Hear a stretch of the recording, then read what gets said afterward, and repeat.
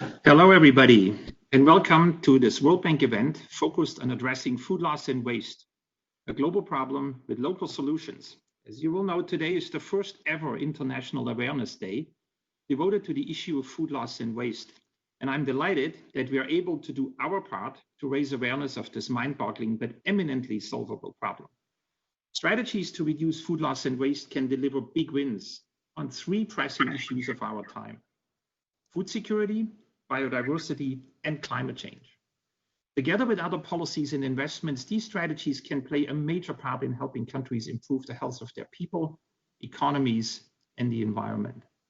My name is Jürgen Vögele. I'm the Vice President for Sustainable Development at the World Bank. I'm joined today by David Malpass, the President of the World Bank Group. Thank you so much for taking the time, David.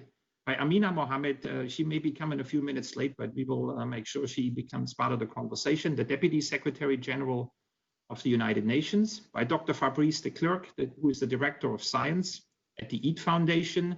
By Matt Delicke, the CEO of Too Good To Go. By Massimo Torero, Chief Economist at the FAO of the United Nations.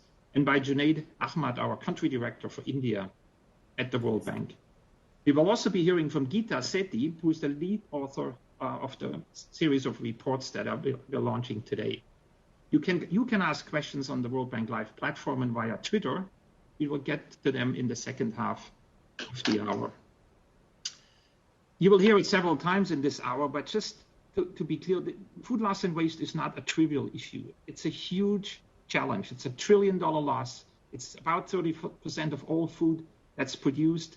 It accounts for 8% of global greenhouse gas emissions, which puts it close to the transport green emissions globally. And if it was a country, it'd be the third largest emitter on the planet. And it consumes 25% of fresh water used in the agriculture sector. And all this food is lost and wasted basically while the hunger numbers remain really grim and getting worse every week at the moment. 1 in 3 people continue to be malnourished, and it's getting worse. We've actually been asking people, we've been testing people's knowledge of food loss and waste on Twitter and Instagram in the last couple of weeks, and hundreds of people have answered questions such as, what are the global costs of food waste and loss every year? How much food is lost or wasted every year? The majority of the people actually got it right, which tells us that people care about food loss and waste, and they know it's a big problem. So clearly, food loss and waste is a significant global challenge that deserves to be tackled urgently and pragmatically with proven solutions. So in the next 55 minutes, that's what we're going to talk about. So without further ado, I'd like to turn it over to David Malpass, the President of the World Bank Group, to tell us why this agenda has the World Bank's attention and why it has his personal attention. Thank you so much for joining us, David. The floor is yours.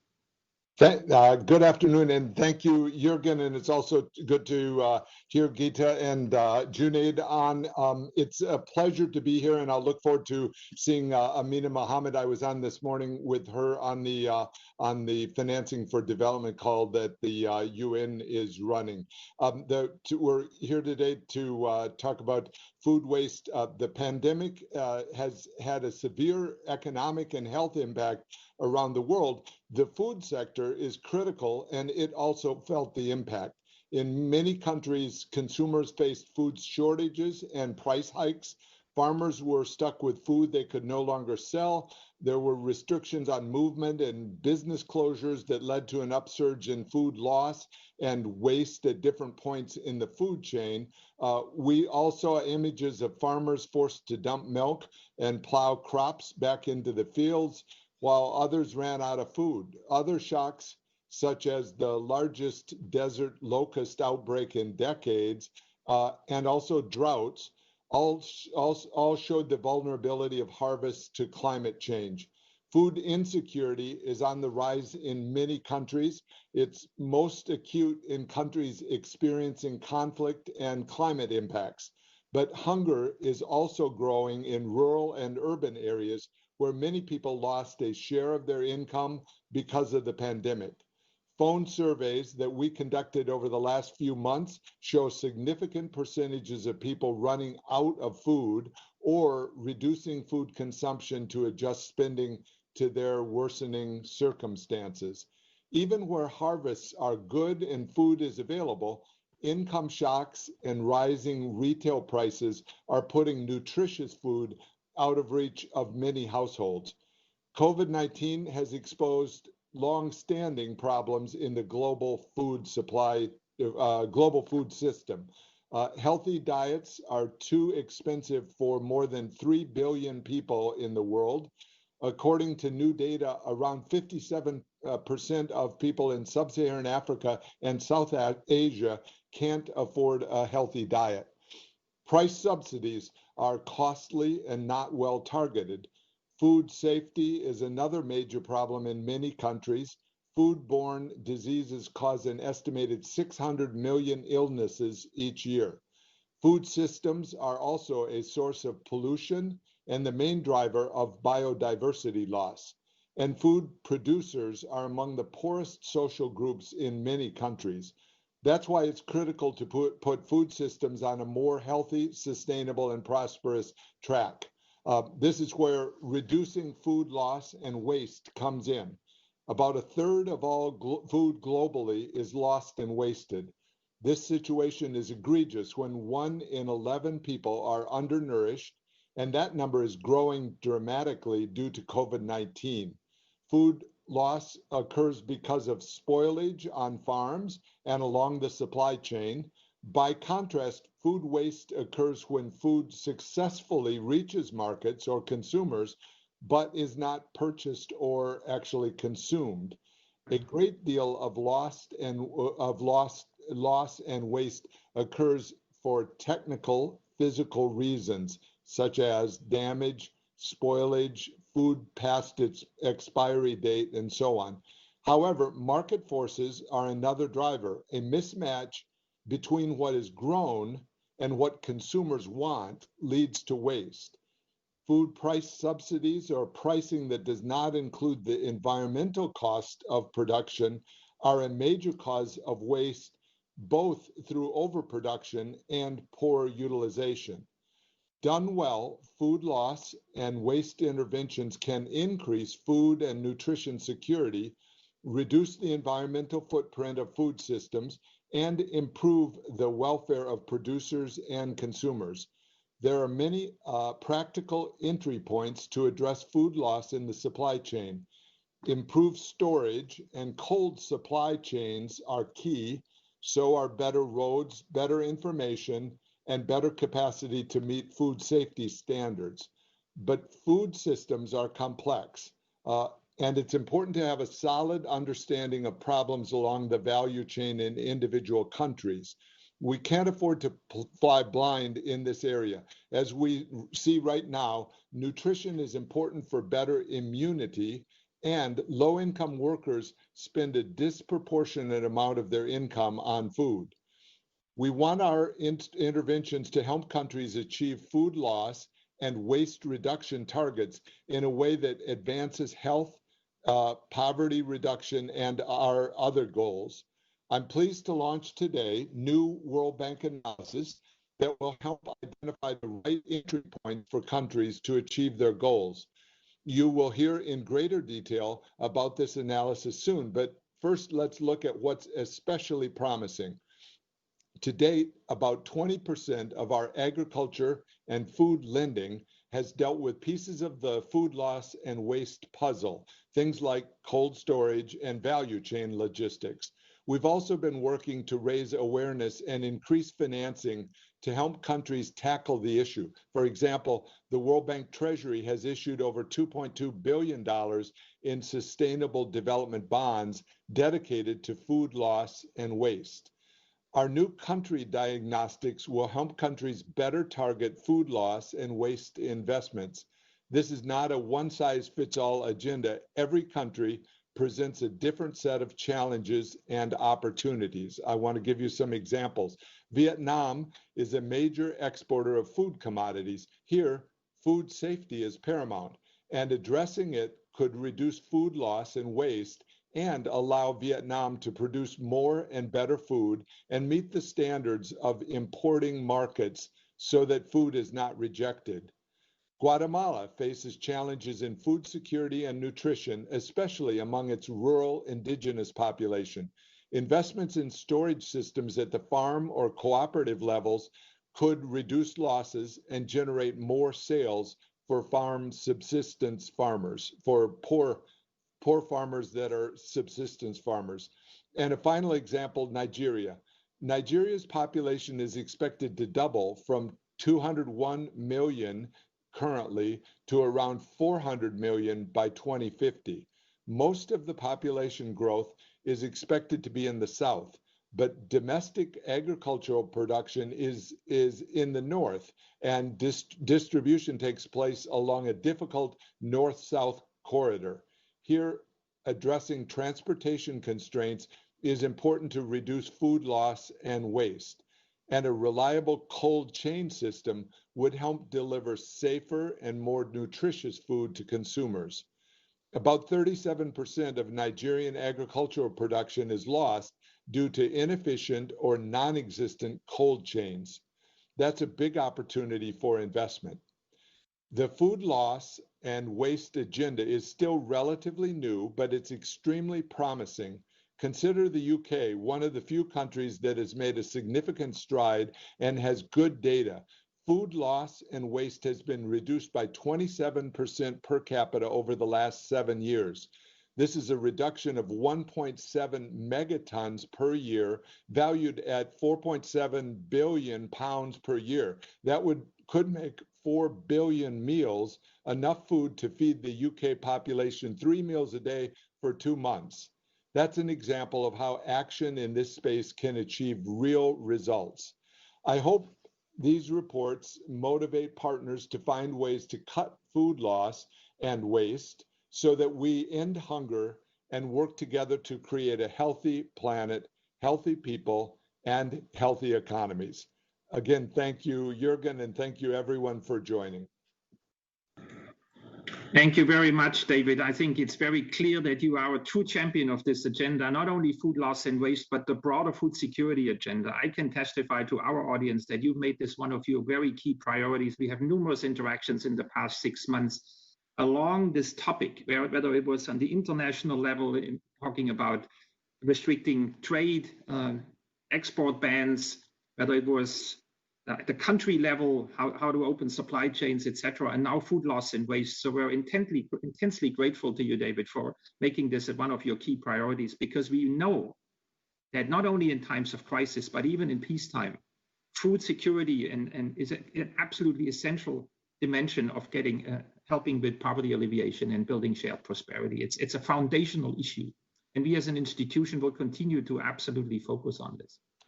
Absolutely, and thank you everybody that worked on this project and the report for all the hard work. And I remember well, Jürgen, our trip in India. I guess Junaid is on the call, so that's yes, he is on the call.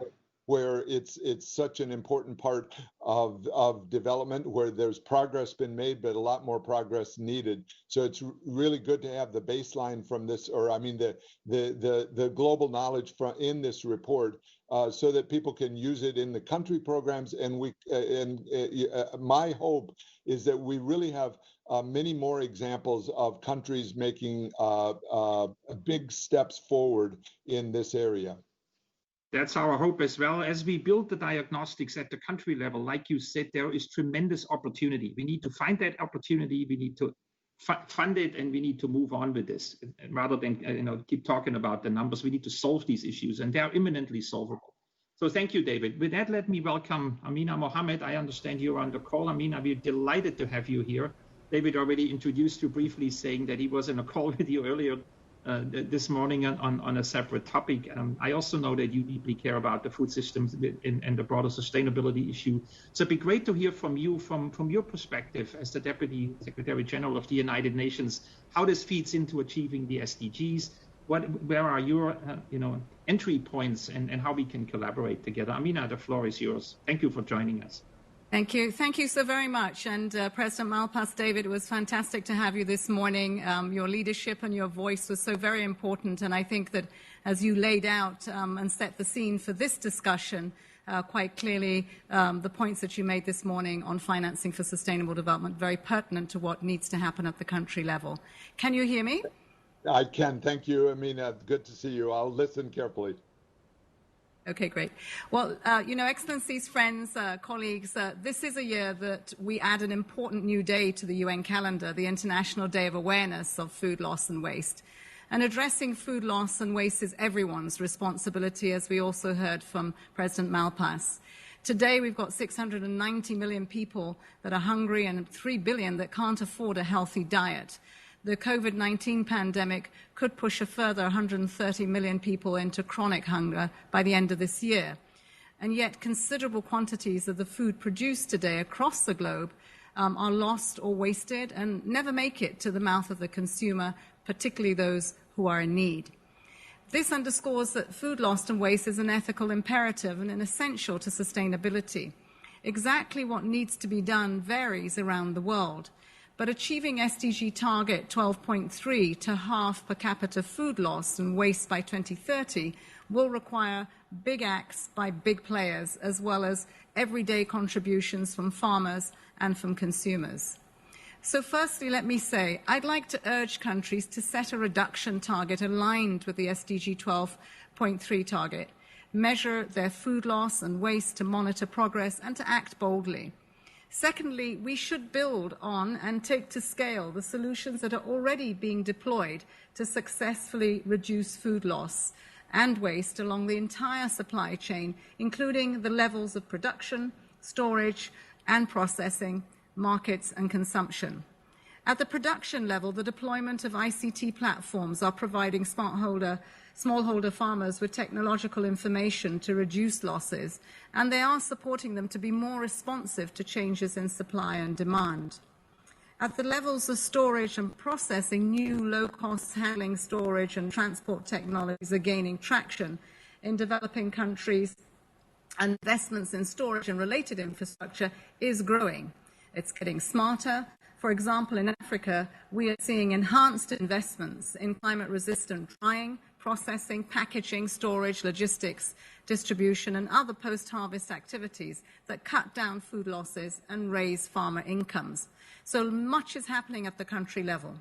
At the market level, governments around the world are engaging in public-private partnerships to redistribute surplus food, avoid thousands of tons of waste, and provide millions of meals.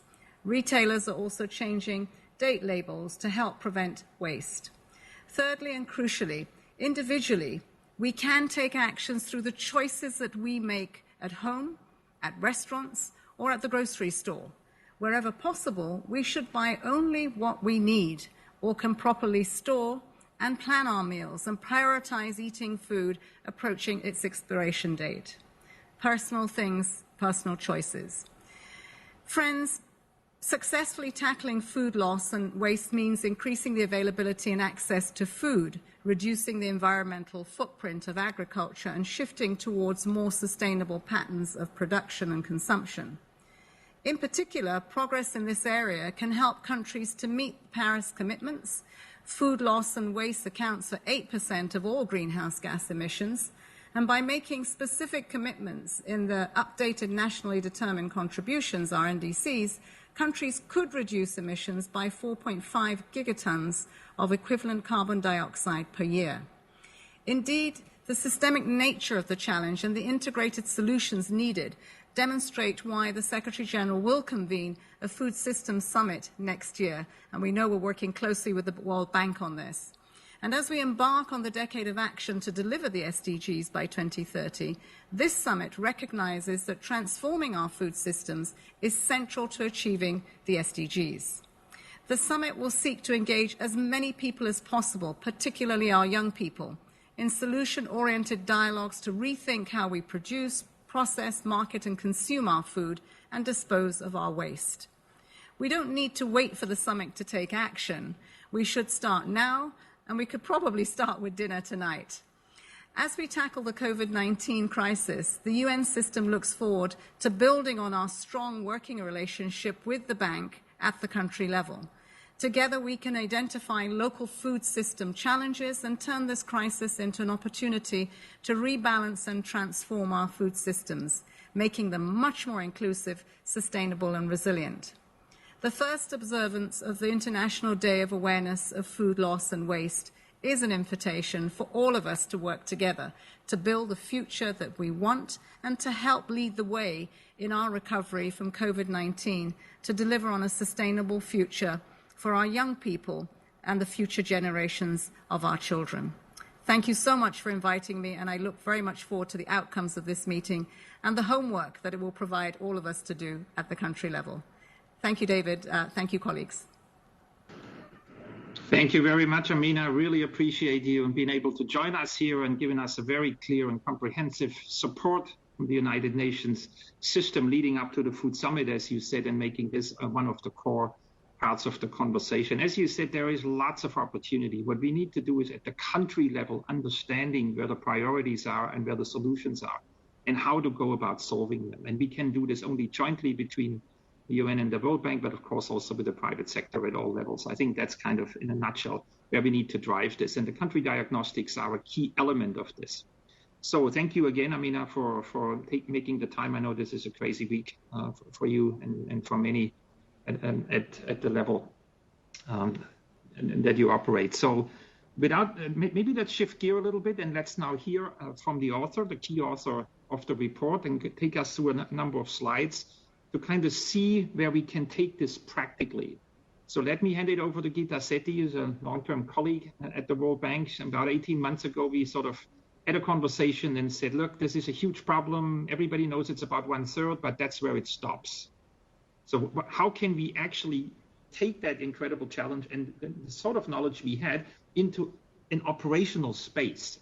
And it became clear we actually don't know that much about how to prioritize action. So if you have a few $1 million available in a given country, where do you deploy it? David made a very good reference to the situation in the UK, where a systematic diagnostic across various value chains, across commodities, across subsectors, made it clear where the big bang for the buck is. And then subsequent investments led to major results. So I think that's kind of in a nutshell, the theory change behind what you were embarking to do. Now these reports are ready. So if you want to share with us your major findings, that would be great. Over to you, Gita. Thank you very much, Jürgen. I'm absolutely honored and delighted to be with the distinguished panelists, the world's thought leaders today. As Jürgen mentioned, food loss and waste is a $1 trillion problem. But with this work, we now have evidence that it has the ability to dent 3 of our biggest challenges we face of climate change, of reducing hunger, and addressing biodiversity losses. And Jürgen is right. This has been an amazing journey. We started on it 2 years ago.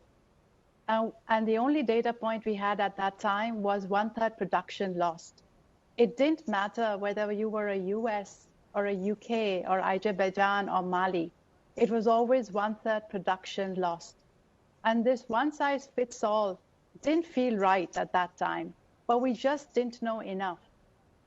And we didn't even know what were the economics underpinning this. So we really started on a journey to really provide some economic rigor to then define a better package for policymakers around the world. Today with this report, Global Problem, Local Solutions, we've clearly established 3 issues, and I want to highlight them. The first finding of the report is that, in fact, food prices and food loss and waste are related, and it's inverse relationship. And food prices are low, David mentioned this, as did Jürgen, in part because of the agricultural subsidies. And the second is that the food system in its entirety does not compensate for environmental losses, environmental stress, or carbon footprint. But at a point in time where we are with 700 million people hungry and 2 billion people malnourished, as was mentioned by Amina, this is increasing prices is to address these other priorities is not affordable. It is not the right strategy for many countries. But this work highlights that actually we do have a solution. And the solution is of addressing losses and waste. And by addressing losses and waste, we actually have an impact of reducing carbon footprint and increasing food security. sorry, there's a bit delay of the slides. The third finding of this report, which again Jürgen alluded to already, is that geographies matter, countries matter, policy goals matter, structure of the economy matters, commodities matter. We looked at 4 countries in detail: the Food Smart Diagnostics, Rwanda, Guatemala, Vietnam, and Nigeria. We looked at the 7 stages of the production value chain. We looked at losses and waste at each stage with effective pricing. And we looked both for perishables and non-perishables. Let me share with you 2 fascinating results that really highlight that local priorities, local conditions will define the right intervention to have the impact. Let's take the case of addressing global greenhouse gas emissions as the highest priority for a country. Same commodity, maize, for Nigeria and Rwanda. Looking at how the value chain is structured in these countries and where losses are occurring. In Nigeria, 50% reduction of food loss and waste at transport, handling, and storage stage reduces the global greenhouse gas emissions by 27%. And in Rwanda, it's actually interventions at the farm level that bring about a decline of the greenhouse gas emissions by 23%. The second example I wanted to share with you, just to give you a bit of a flavor of this work, is food and nutrition security. We looked at tomatoes, really a proxy for perishables, in 2 countries, Nigeria and Guatemala. Again, in Nigeria, based on the structure of the value chain, the biggest impact is at the transportation level, where reducing 50% of food loss and waste actually increases the affordability of a nutritious food by 20%. And similarly in Guatemala, it's by another 18%, but at the processing and the farm level. But I think the message here is even more powerful, because what it's saying is that by addressing food loss and waste, we actually have an instrument that does improve nutrition security without additional cost or additional carbon footprint. Let me quickly just close by saying we have now evidence that we can address losses and waste, and we will make an impact on hunger, on greenhouse gas and environmental degradation. But the analysis needs to be done at the country level. Also, it's one of the instruments that we really haven't used very extensively with the other quiver of arrows we have in our toolkit to address broadly the development challenges. And I think the combination and really getting more agility, speed, and getting into more diagnostics for different countries, we can address many of these global goods that we are facing with in today's world. So with that, thank you so much. I really, really have enjoyed working on this, and I hope you enjoy reading the reports. Over to you, Jürgen. Thank you so much, Gita. Amazing job to present 18 months of work in 5 minutes and a handful of slides. But I think you just gave us a bit of a teaser of what's actually in the reports. But the key point I think that you're trying to bring across here is that the solutions have to be deployed at the local level. This isn't a broad brush, one size fits all. You need to understand where the issues are, prioritize them, look for the solutions, whether it's technical or policy or otherwise, and then act. Now, we're not seeing enough action. This is one of the big frustrations we all have. I think there's growing knowledge, but things aren't happening. So let me turn without further delay to our panelists and see whether they have some good ideas and thoughts on how we can turn this analysis into more action. I've already introduced you briefly, and because we have so limited time, your biographies are online, of course, so everybody can check. Let me start with Fabrice. Fabrice works for the EAT Foundation, which was founded by Gunhild Stordalen, who couldn't join us today. But from your perspective, what can be done locally to really move this agenda forward, Fabrice? Thanks, Jürgen. Thanks, Gita. Thanks all for being here. And apologies on Gunhild part. It's really fantastic to take part in today's event, and Gunhild really wants to congratulate the World Bank for its visionary and daring leadership in financial innovation for tackling this really major issue. I think one piece that I absolutely want to emphasize, and speaking as a biodiversity scientist that was at UNGA last week, is that this issue really is critical for those domains which you have cited. We're now working on new biodiversity goals, which are calling for no net loss of land.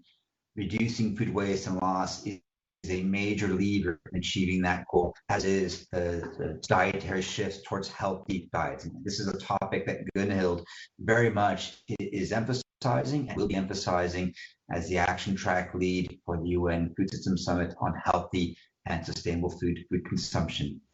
I think the notion of local also is fantastically critical. And I think that we've seen some tremendous examples where cities are being very proactive on this issue.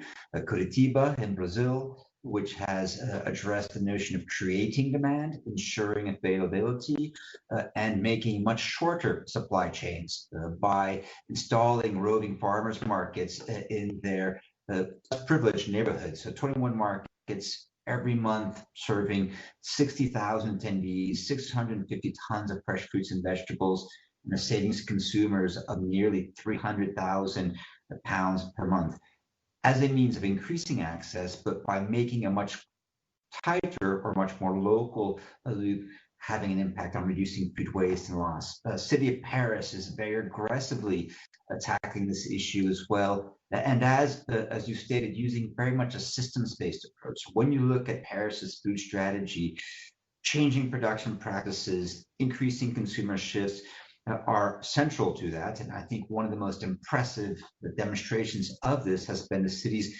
investment of 32 million euros to support transition of farmers in the Parisian watershed towards not only organic or water quality friendly practices, but towards the production of those healthy foods that they want available within the city. Again, using a closed loop supply to reduce food waste and loss. But the last thing that I'd like to just tackle very, very quickly is that I think you've hit all the major dimensions, but one dimension which I would urge us to think about as we look at food waste and loss is one of overconsumption. We often talk about food waste as that food which has not been consumed. I think we need to begin thinking about overconsumption as another form of waste. In developed economies, we're talking about 3,700 calories consumed per day compared to a 2,500 calorie recommendation. This is 30% overconsumption on top of the 30% food waste and loss that we're talking about today.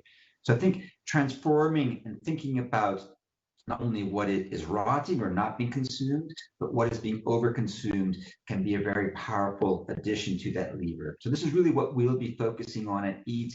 We're calling on any of you who have examples, who have local solutions, who have local examples to help us build a basket for the UN Food System Summit. But again, I think one of the main emphases that we're going to want to tackle here is creating demand for healthy foods, recognizing that processing and packaging currently are a major threat to health, but that there is no inherent reason why a packaged food should be unhealthy. And by making sure that our packaged foods are healthy, we're able to both increase access to healthy foods and make major impact on reducing food waste and loss. So this is, I think, an area where technology and private sector has tremendous capacity. I'll stop there and looking forward to continuing the conversation with all of you. Thank you very much, Fabrice, also for pointing out the one thing we haven't talked about, which is overconsumption and obesity. I mean, the world's population, half the world's population right now is malnourished. Every second person on the planet, on average, either has too little, the wrong, or too much food when you add it all up. So it's a tremendous challenge. And EAT Foundation's done an extraordinary job in the last few years to really promote the science. What is a healthy and nutritional and sustainable diet going forward? So lots of interesting stuff there. Thank you for the contribution. Let me now move to Mette. You are also interacting a lot with folks in the cities, a private sector approach. Can you share with us some of your experience? What's the role of technology, what role does the private sector play in addressing these issues? Mette, over to you. Can you unmute? I cannot hear you. Yeah. Sorry about that. Yes, thank you, Jürgen. Let's look at the technology piece first. I think when we look at the whole idea of circular economy, technology is going to play a massive role, because it really, one reason is that it enables us to create these marketplaces and basically connect people around the resources that we have in surplus in our food system. And I really think we need to look critically at our supply chains and think about them in a more circular way, and make sure that we optimize and take advantage of every single resource in that chain. That's actually what we're doing with Too Good To Go, is really that we are trying to put a value on the food that would otherwise go to waste. I think Gita talked about how the prices actually have an impact on the waste. So we're trying to put a value on that food that would otherwise be valued at zero at this point, and then basically create an incentive for businesses to actually go and save it. And I think, we really need to change habits, both at the producer level and the business level, but also at the consumer level. Another thing that's great about technology is that it scales really well. So, we are in 14 countries now. It's one size fits all, more or less, in those 14 countries at least. Today, actually, we are launching in the United States. New York is going live today. Biggest city in the world, lots of food waste. And of course, even more waste is happening in America than in Europe. So we are very excited to start playing a role over there. And when it comes to the private sector in general, close to all food is produced by a private company somewhere in some shape or form. So of course that sector plays a huge role and needs to take a big responsibility. What we've seen is that for a lot of these food businesses, the waste has actually kind of been factored into their business models. To the extent where, when we talk to partners about, how much food are you wasting, oftentimes they will say none at all. And we're like, that's amazing. And it turns out they're wasting tons, but it's so factored in that they don't even think of it as food waste anymore. So that's interesting. And, and a mindset we definitely need to change. What's also interesting is that we see now that consumers are really starting to demand action from these companies. So we have businesses that wouldn't work with us 2 years ago come back to us now and say, at this point in time, it's actually public demand that we work with you guys, or at least that we do something, because a lot of consumers are asking us what we do and we don't have a good enough answer. So, can you please help out? So we're proud to be working with some of the biggest food brands out there, Carrefour and Unilever, to name a few. And we really hope that some of these big brands can help set the standard and raise the bar for the rest of the industry, because that's needed. Thank you so much, Mette. Lots of opportunity out there, lots of entry points, as you said, working together around solutions. But it's also, you mentioned circular economy, technology, lots of, new things coming on board that we didn't have a few years ago. But it's also a mindset. I think it's an important point that you make there, right? When you ask people, I had a similar experience not so long ago visiting one of the world's leading spice manufacturers, huge multi-million-dollar operation. And I asked them about food loss and waste, and they said, oh, it's only 8%. So for them, it was like no big deal, whatever falls off was the side of the belt. But when they looked into it, and it was actually very easy to reduce it to 1 to 2% with very little investment, and had a significant impact on their positive bottom line. It's just nobody had ever thought that there was a problem. It was just accepted practice. Yeah. Just sort of say, a little bit is okay, right? I mean, there are many dimensions to that. And maybe the good news here is that there is actually a positive business case in this. Yes, exactly. All these companies, they just need to spend a little bit of time looking into it. And there are starting to be a lot of great solutions out there. So we're seeing more and more evidence now that when you actually do an audit of food loss and waste across your production process, that it's not that complicated to reduce it quite significantly. And it does improve your bottom line. Thank you, Massimo. Congratulations to the FAO, who's been always at the forefront of this issue. Your team has been working on this for a long time, sort of building the foundation upon which we are now, doing the further research, which is collecting data, getting a better understanding, unbundling the whole value chain. Where does it happen? To what extent does it happen? Where are the solutions? So lots of interesting stuff going on at FAO. Maybe you want to share with us a little bit.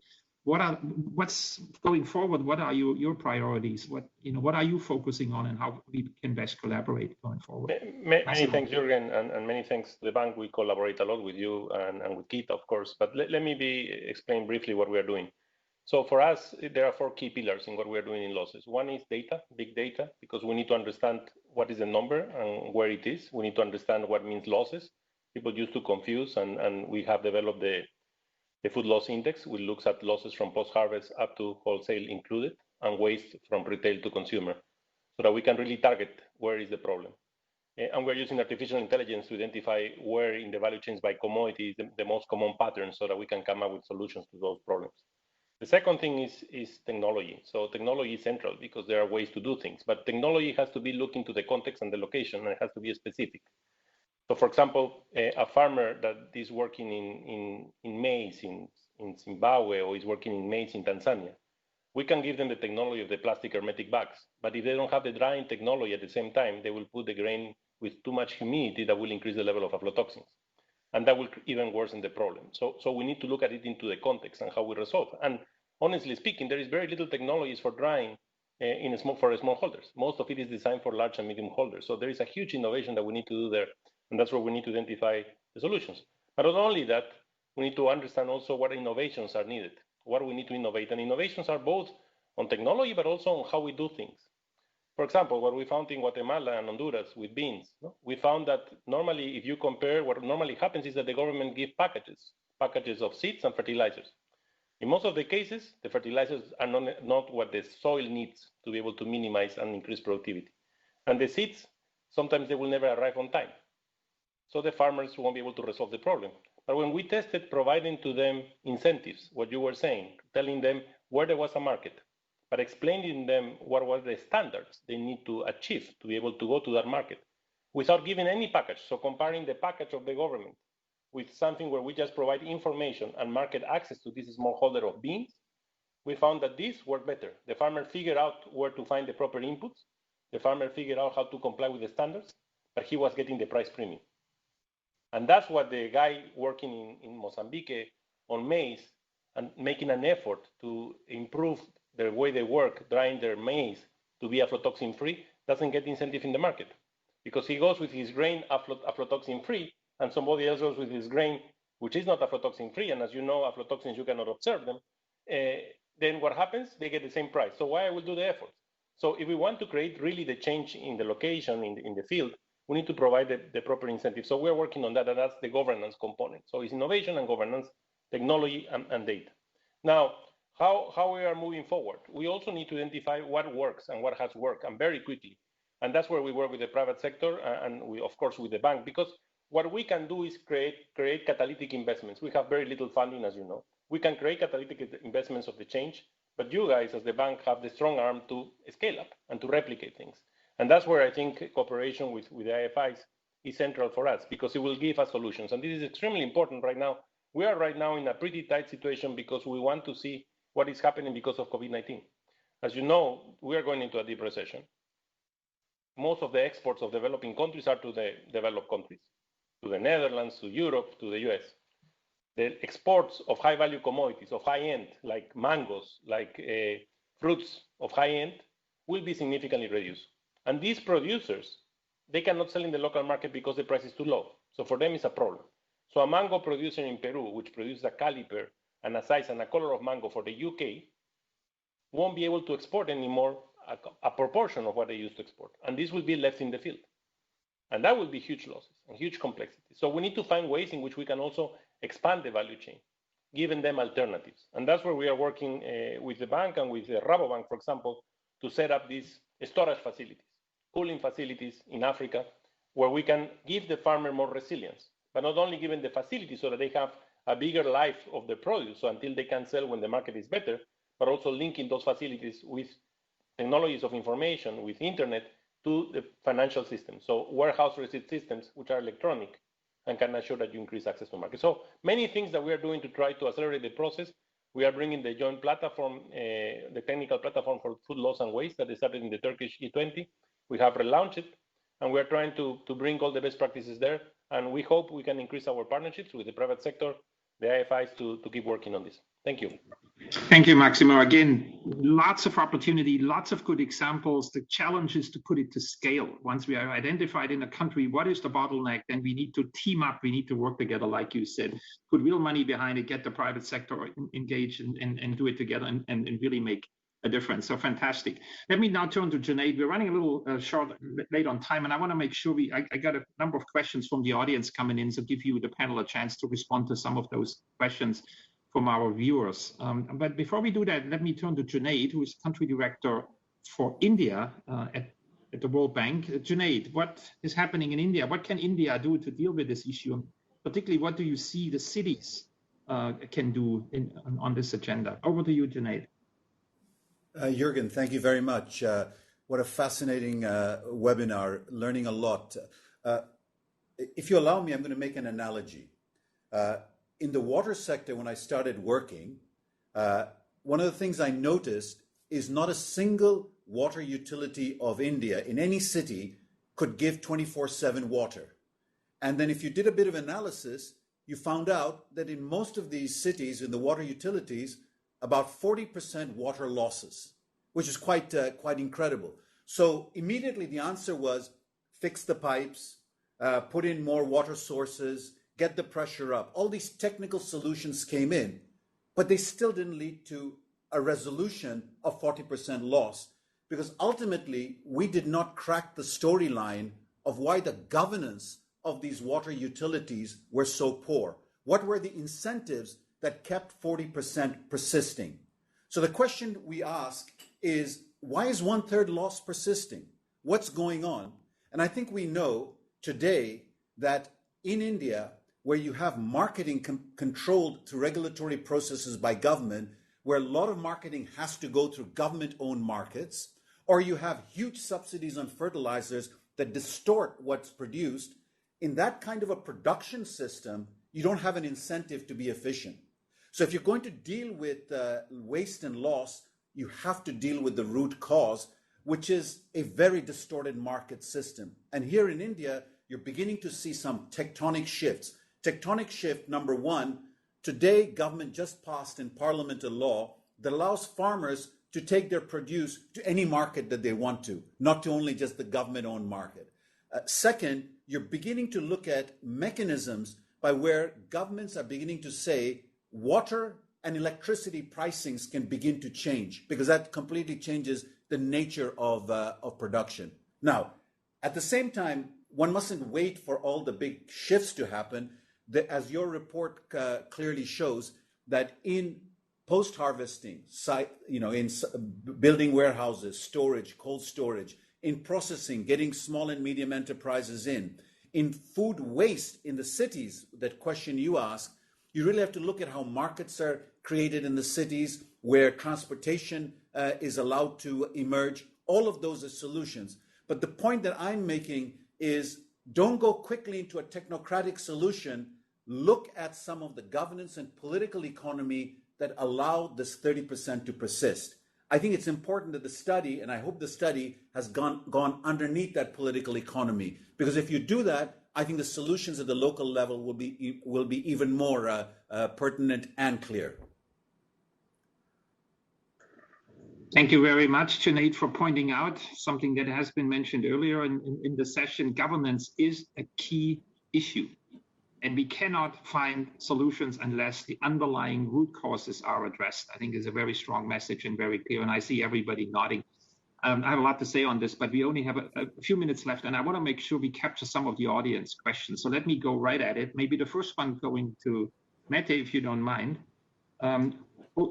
This question comes from Julian Oyales, who asked, how can we channel food to malnourished children instead of losing them as waste? I think it's a great question, right? School feeding programs have typically been an effective way to reach children from low income households. But these programs hard to keep open right now. Are there practical things one can do in this space, Mette? Over to you. The approach we take at Too Good To Go is basically that we take this surplus food that would otherwise go to waste, and we put it up for sale at a significant discount. So with a 70% discount, you can go and you can purchase this food at the store itself. And what that means is basically that we make quality food affordable for a lot of families that, maybe particularly right now, have trouble making ends meet.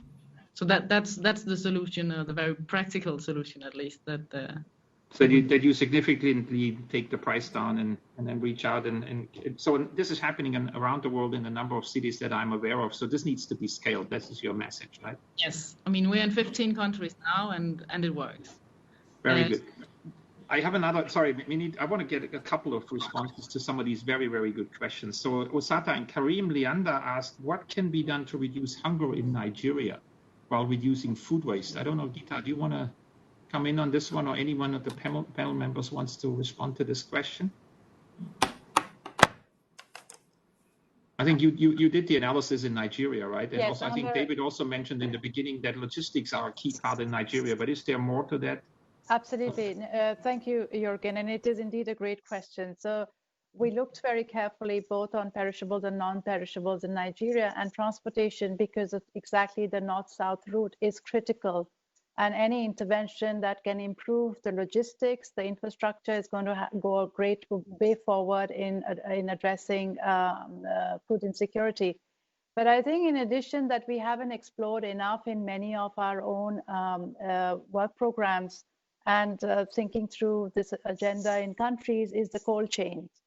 And it not only just increases shelf life, quote unquote, and improves the nutrition security, it provides jobs. It also helps in the carbon footprint, because there is a lot of focus in green cold chains now, and there are some solutions that need to be scaled up. So yes, it's very doable in Nigeria, and the World Bank already has a program that it's putting together in addressing losses and waste and hitting on the broader policy priorities. Very good. In all these countries, all of you who are in the audience right now and have an interest, maybe a stake in this conversation, please let's find a way to create these country platforms. Let's get together. Let's work together. We're doing it in the water sector. Junaid mentioned the water example before, where in many countries there are now platforms where private sector actors, government officials, and development agencies like FAO and World Bank and others are coming around the table and looking at the governance, institutional, technical, in a pre-competitive space. And I think around this food loss and waste, we can do the same thing. There is common interest for everyone to address these. There was another question from Steve Walker Duncan, who asked, how can we convince government bodies and regulators to level the playing field for local food supply systems so that they're able to compete with large multinational agro businesses?